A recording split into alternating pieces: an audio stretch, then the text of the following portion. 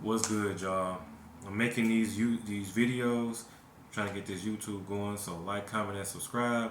This video is for people that plan on moving to the Dominican Republic or plan on living there for long periods of time, whether it's a month, 6 months, a year, whatever. So all my digital nomads, my expats, my retirees, I came up with this video because this is my perspective on the best place to live in the Dominican Republic if you're coming from the United States, Europe, or Canada, and you are any one of those people I just mentioned. Now, I feel like the best place to live is the north coast of the Dominican Republic. Now, you want to know what that area is? That's the Puerto Plata, Cabarete, Sosúa area. You know what I'm saying? So it's the whole little thing right there. You'll be able to pull that up if you do a little Google research and whatever. But the north coast is the best place to live. Now I'm about to give y'all my top 5 reasons why this is the best place to live in the Dominican Republic, especially for somebody that's new. Okay, the number one reason is the people are very welcoming. It's very friendly to foreigners, people that's new coming, people speak. You know what I'm saying? It's very welcoming. Now, I don't know about you, but that's definitely a plus coming from a place where people don't speak, people don't seem as friendly. It uplifts the spirit, you know what I'm saying? It's a greater vibe, great energy, and I love great energy, right? So I'm not about to make this video long, so we about to just run through these. My next one is the warm temperature. The weather is amazing. I come from Detroit, so if you're from the Detroit, New York, Chicago area, places like that in the United States, you know that warm weather is very valued. So in the Dominican Republic, the weather is warm all year round. The weather is amazing. So that's definitely the number two top reason. We're about to run into the number three, the language barrier. Now let's cut into this one. This one might be a little extensive, y'all, so bear with me, right? The Dominican Republic is a Spanish-speaking country, right? But in the North Coast, the plus of living there is this is a large expat community, which means there's a lot of Canadians, a lot of Americans, a lot of Europeans that live in the Puerto Plata area, right? And with them living there, you have people that have been there 10 years, 15 years, 20 years, and they speak English. So you have people that you can communicate with. You'll feel right at home.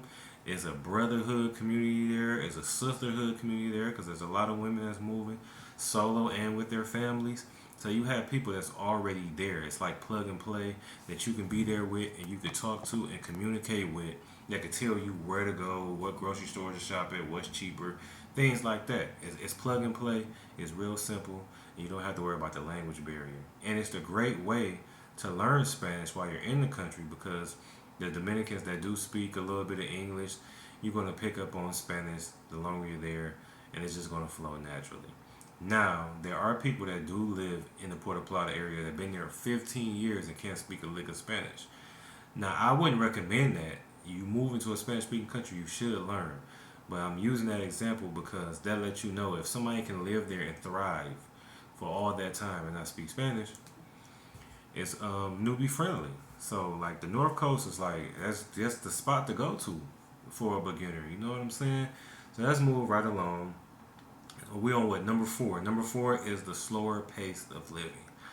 Now this is a personal preference for me, right? In America, in the United States, I don't know about other countries, but in the United States, it feel like there's never enough time in the day, right? You just never have enough time in the day. You're always rushing, grinding, whether you're working 8 to 10 to 12 hours, it's just constantly grind. Everybody's competing. Everybody's, oh, where do you work? What's your job title? And all of this crap. In the Dominican Republic, all of that is gone. And I love that. Like, all of that is gone, right? In the Dominican Republic, my mornings are longer. My days are longer. I'm not stressed. You know, the weight of society from the United States is like, it's just lifted off of you. You feel more peaceful, you feel more at home, you feel more calming. You know what I'm saying? Things that you didn't do, like maybe go for walks and stuff like that. I do. A lot of stuff is walkable in the Dominican Republic versus like in America where like you need a car. You know what I'm saying? But we're not gonna make this a United States versus Dominican video. So I'm trying to show y'all why the North Coast is better. So I'll be stirring off. The next one is number five is hurricane free. Now that probably should have been number one, right? The Dominican Republic has known to be dealing with some severe weather in certain areas, right? But in the North Coast, you don't have to worry about that as much. The North Coast does have slight little storms here and there, and it has slight little flooding here and there. But for the most part, the weather is amazing. You don't have anything to worry about. So those are my top 5 reasons why you should move to the North Coast in the Dominican Republic. If you would want to ask any more additional information, leave a comment. I'll respond. I'm gonna try to drop my email. So if y'all got any questions, you need any help with anything, I'm always open to help. And I'm definitely gonna drop some links down below if you want to learn how to I make money to live abroad. So I help you make money, gain your financial freedom. If you need travel insurance, you know what I'm saying, you on a trip and you're on your way to the Dominican Republic, or already in the Dominican Republic, and you need coverage because you might have to go to the hospital.